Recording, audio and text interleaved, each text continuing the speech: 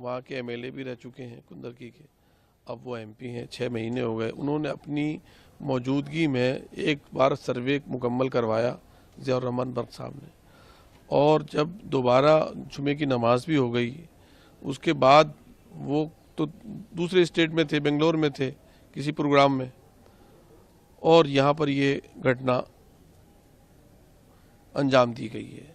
जो सभी लोग ये कह रहे हैं कि ये एक पहले से मंसूबाबंद तरीके से इसकी पहले से ही स्ट्रेटजी तैयार कर ली गई थी, जो बड़ी दुखद है। और प्रशासन को ऐसे ही टैकल करना चाहिए जैसे हम सब एक ही मुल्क के शहरी हैं, एक ही जगह के रहने वाले हैं, एक ही कॉन्स्टिट्यूशन को मानने वाले हैं, सबके कहीं ना कहीं पूर्वज भी एक ही हैं। लेकिन जिस तरह से वो उन्होंने धावा बोला नारे लगाते हुए, तो वो उकसावे की तरह था ही कि शायद पहली दफ़ा वो काम नहीं हो सका था उनकी मौजूदगी की वजह से, एमपी साहब की, तो उनकी गैर मौजूदगी में और उस तरह से उसको आनन फानन जल्दबाजी में किया गया ताकि शहर को टारगेट किया जा सके, मजलूमों को और कमज़ोरों को निशाना बनाया जा सके। प्रशासन और हमारे जो हुकूमतें हैं, जो विज़न रखने वाले लोग, उनके पास कोई देने के लिए कुछ नहीं है। वो सही और अच्छी सोच नहीं दे पा रहे मुल्क को, क्योंकि जहन में निगेटिविटी भरी पड़ी है। वो जब बोलते हैं तब भी डिवाइड और तकसीम की बात करते हैं, जोड़ने की बात नहीं करते। मैं तो आपके चैनल के ज़रिए से कहना चाहता हूँ कि भारत को बहुत बड़ा होना चाहिए, जैसे प्राचीन में था कभी। बांग्लादेश, पाकिस्तान और अफगानिस्तान भी भारत में होना चाहिए, भारत का हिस्सा था, उसके लिए पहल करना चाहिए, दिल बड़ा होना चाहिए। वो कह रहे हैं कि बांग्लादेश, अरे बांग्लादेश की आपने शेख हसीना को आपने बुलाया हुआ है, हम तो चाहते हैं आप सबको बुलाएं, सब एक ही हिस्सा बने। लेकिन उसके लिए दिल बड़ा करना पड़ेगा। ये नहीं चलेगा कि बटोगे तो कटोगे, नहीं, जुड़ोगे तो सब एक रहोगे, जुड़ोगे तो तरक्की करोगे, जुड़ोगे तो तालीम मिलेगी, जुड़ोगे तो सेहत होगी, जुड़ोगे तो चाइना को जो है वो पीछे छोड़ दोगे, तरक्की में आगे बढ़ोगे। और मैं आपके चैनल के जरिए से कहना चाहता हूं कि बराबर का चाइना का कंट्री है, उसने पूरी दुनिया को पूरी दुनिया की मंडियों पर कब्जा कर लिया है। हम अपने देश को, अपने मुल्क को एजुकेशन का, हेल्थ का सेंटर बना दें, सारी दुनिया यहाँ आए, ये विज़न दें अपने बच्चों को, अपने स्टूडेंट को। ये कहाँ दंगा और दंगे की चीज़ें सिखा रहे हैं। 2.5 घंटे में कोर्ट, हज़ारों कितने मैटर पड़े होते हैं उस पर कोर्ट, हमारे फाजिल अदालतें इतनी सुनवाई नहीं करती। एक जितनी जल्दी आनंद फानन, खैर फिर भी उसको हम कोर्ट को सब सम्मान करते हैं, इज्जत करते हैं। कोर्ट ने दिया, मान्य जो है वहाँ के जो एमपी साहब थे वो भी, उन्होंने भी एक्सेप्ट करके सब लोगों ने एक व्यवस्था की, और वो एक बार सर्वे हो गया, फिर दोबारा उस पर किया गया। और दोबारा भी अगर करना ही था तो उसी तरीके से करते, मुअज़्ज़िज़ लोगों को बुलाकर कहते भाई ये कोर्ट चाहता है क्या है, क्या दोबारा भी हो जाता। लेकिन चूंकि पहली मरतबा वो मकसद हासिल नहीं हो सका, तो वो अब मकसद उन्होंने पूरा किया कि 5 लोगों की जानें चली जा चुकी, 1800 लोगों के खिलाफ जो है उन्होंने मुकदमात लिख लिए हैं। अब उससे क्या होगा, उससे क्या होगा?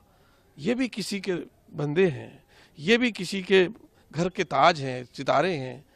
आप उनकी आहों को किसके दामन में डालेंगे? सर, आज लोकसभा और राज्यसभा के नेता कह रहे हैं कि हंगामा शुरुआत में ही स्पीकर से पहले ही बैठते ही उनके शुरू कर दिया गया। अडानी का मुद्दा आज उठाया गया, संभल का मुद्दा उठाया गया, जबकि चर्चा होनी चाहिए थी सभी विषयों पर। देखिए, अडानी और जो रिजल्ट आए हैं, जहाँ पर शिकायतें थी उन तरफ से, जैसे माननीय अध्यक्ष जी अखिलेश जी ने कहा है कि उन मुद्दों से जहन भटकाने के लिए संभल का वायलेंस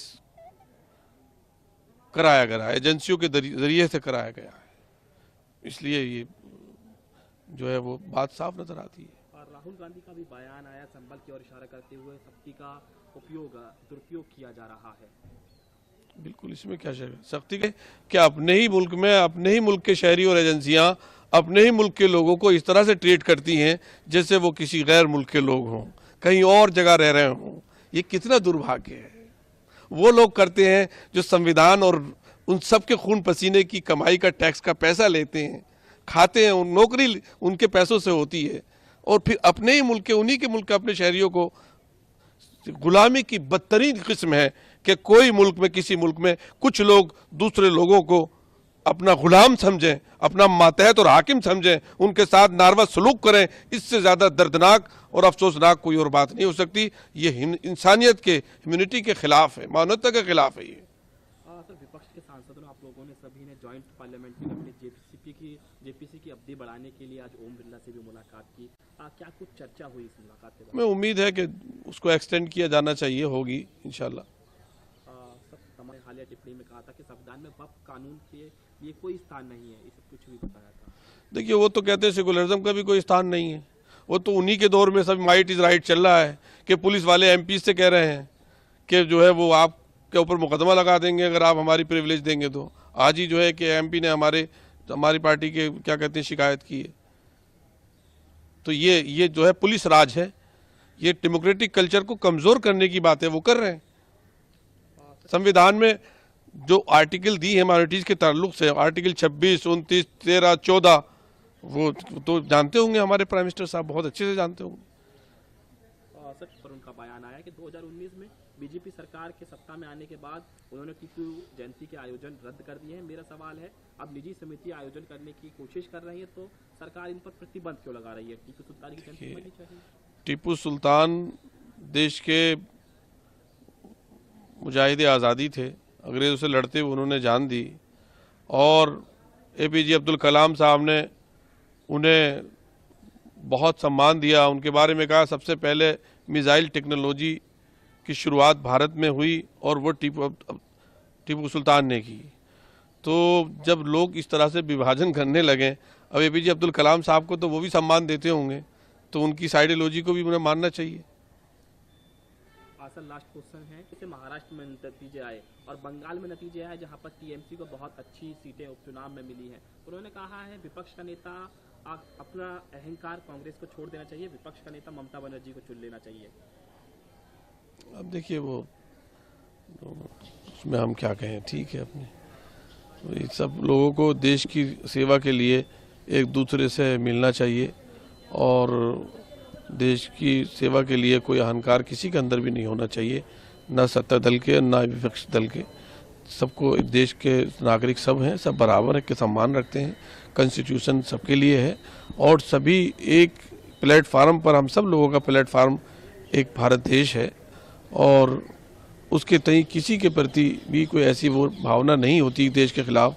तो हम सब लोगों को भी उसी तरह से, एजेंसियों को, प्रशासन को भी उसी तरह से टैकल करना चाहिए।